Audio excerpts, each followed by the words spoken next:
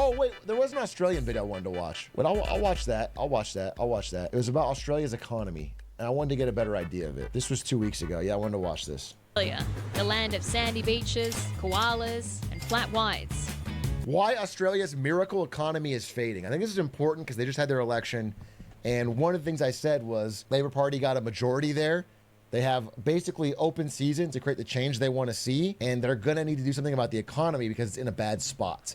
And I wanted to get a better idea of how it's the unique challenges they're facing in Australia right now. The land down under has also long been known for its prosperous economy, with many calling it the lucky country. Oh, yeah. But that might be starting to change. Australia's economy is known as a miracle economy, but miracles don't last forever. When it comes to Australia, things look good until you peer under the hood. The economy has continued to grow well. However, in per person terms, we've been going backwards. In other words, while Australia's economy isn't in a recession. They just record scratched the Australian economy. You're probably wondering how I ended up here. Housing prices fucking 14x median income.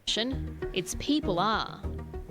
We start to have a rules that we just can eat out once per week.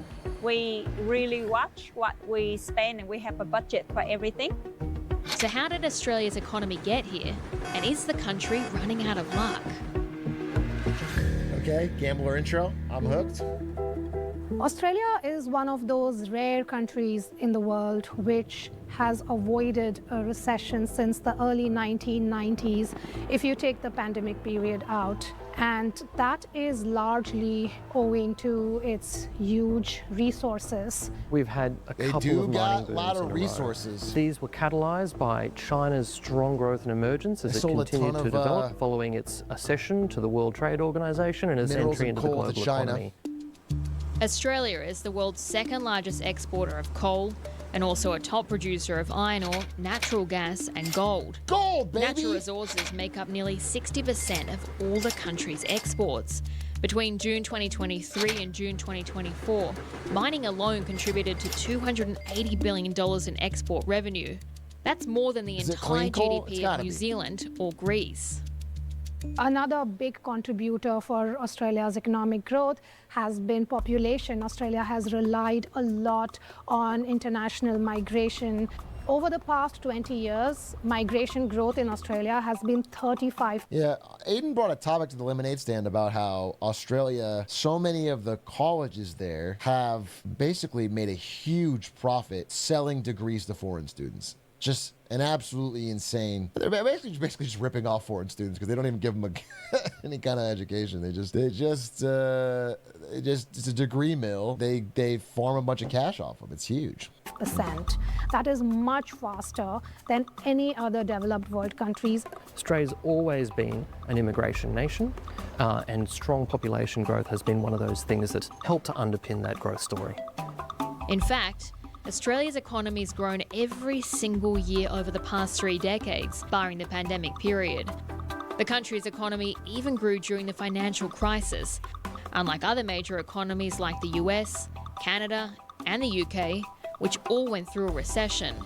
All right. But lately, Australia's been having a bad streak. Hi everyone, my name is Kim Dao. I'm 30 years old. I'm the owner at a small coffee shop. I'm from Vietnam. I first came to Australia in July 2017. Last year, we were trying to look for a one-bedroom apartment for me and my boyfriend. It took us 6 months to find one. And we keep applying, but it's all got rejected. And there's always a very big line of people inspecting the properties. Kim is not alone. Australia is in the grips of a well-documented housing crisis as home prices continue to climb with demand still outstripping supply. This shows the median price of a house relative to income. Homes in Sydney are the second most expensive in the world, just after Hong Kong. And it's not only housing prices that have been going up. Dude, it's crazy to think I almost lived in San Jose. I mean, I did live in San Jose for years for NVIDIA, but I was like at a moment in my life where I was like, maybe I'll get a house here and try to live here for decades and do a long-term NVIDIA thing. Because I fucking hated San Jose. And just imagine paying 11.9x. And San Jose's got nothing, bro. Nothing going for it. Nothing culturally, nothing. Dodge the bullet. Up.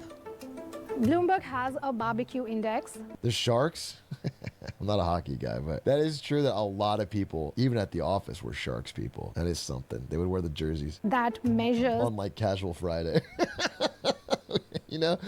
On Casual Friday, you see a guy come in the office with a Sharks jersey. For sure. For sure. Go Sharks. The prices of food that goes into a barbecue.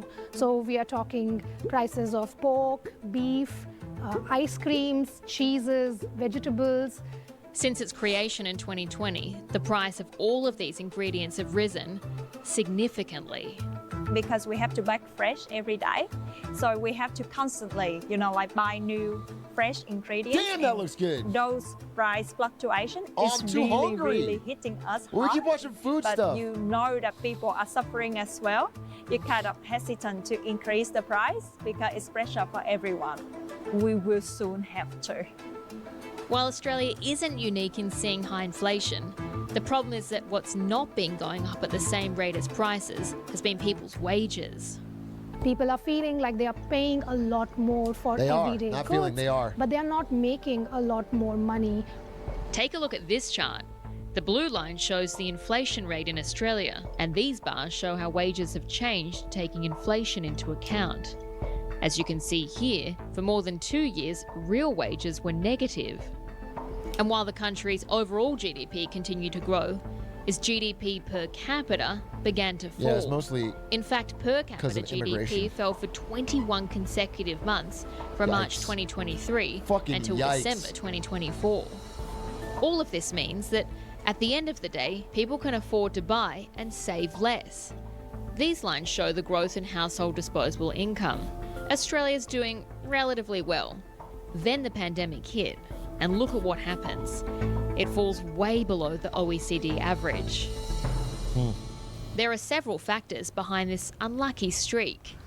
While the country's widely welcomed immigrants, it hasn't expanded its housing supply fast enough to accommodate the inflow of people. After the pandemic, when Australia reopened its borders, we saw a big influx of people coming from overseas, and that put a lot of pressure on our existing resources, in particular housing. Land use and land supply has been constrained by planning regulations. Australia has At not least all built the enough wealthy affordable landowners or got social their real estate housing. value up. That is a big gap in the market. That's good. Rental affordability is at its lowest since at least 2008. That is a very big proportion of anybody's income going into rents or going into mortgage payments. A good way of figuring out the health of an economy is how much people It does feel like, someone in chat put this more succinctly than me, but it feels like they've done really well at the mining, but not so much at the crafting, if that makes any sense. They're halfway there. They're crushing that first half. It's like you've got the flint, but you don't have the steel. You've got the chicken, but you don't have the jockey. spend versus their income. Australia's household debt is over 200% of household income. That's one of the highest in the world.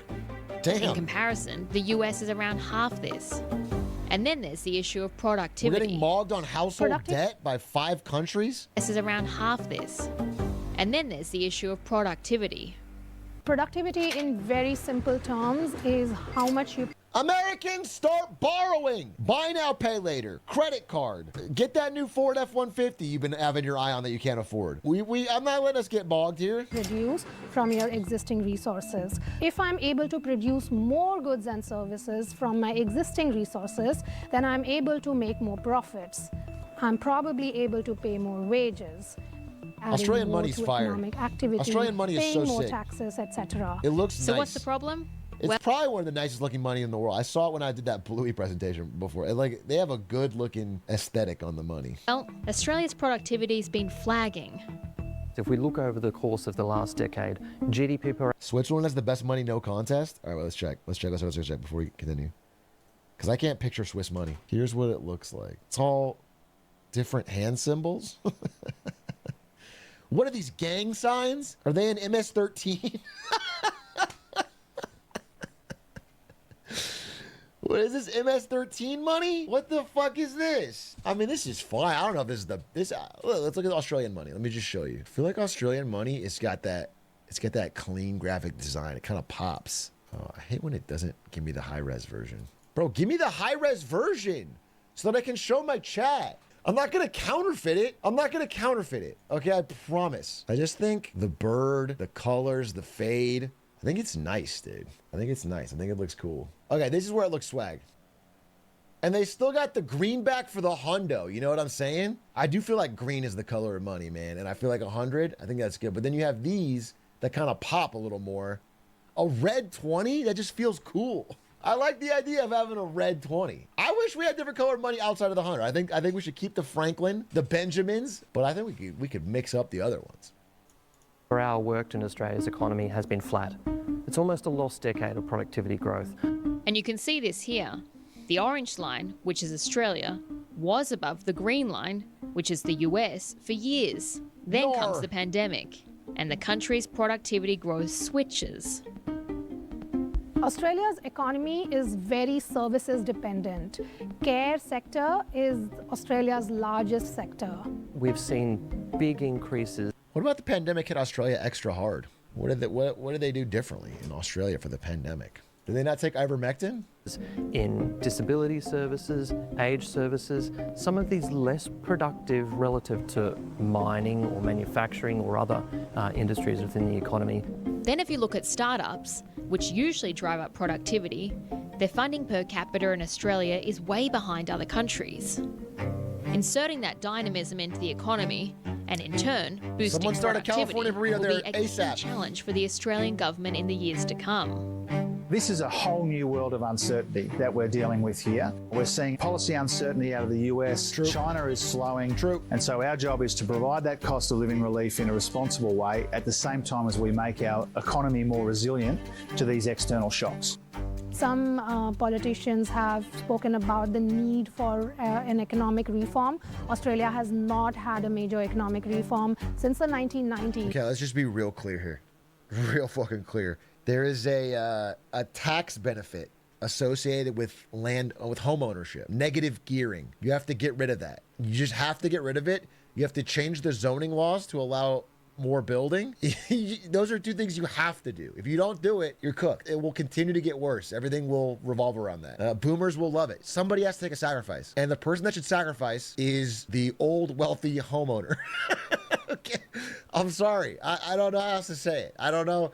I understand they vote. I understand. But if there is not a removal of negative gearing and a changing of zoning laws to create new construction, you know, a lot of it's just icing on the cake. The Labor Party ran on getting rid of negative gearing and they lost an unlosable election. Yeah, listen, I understand. But they just got a mandate. They just got the majority they need. I don't know how long that lasts, how many years. Now's the time, bro. You have to take the L. But it's Wednesday in Australia already. You're saying they're a day behind, so there's no more time to do it? You're saying my advice here, it's too late because they're already a whole day ahead? I see. No, that's fair. That's fair. On the manufacturing side of the economy and the mining side of the economy, we can continue to foster innovation, encourage investment to help make sure that those industries are as competitive as possible. The government's already taken a step in this direction by introducing a plan to boost green manufacturing and high tech.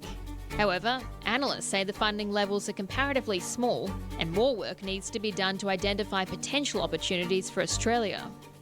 That is really important in this current era of trade war where countries are slapping tariffs on one another. Fixing the housing crisis will be another.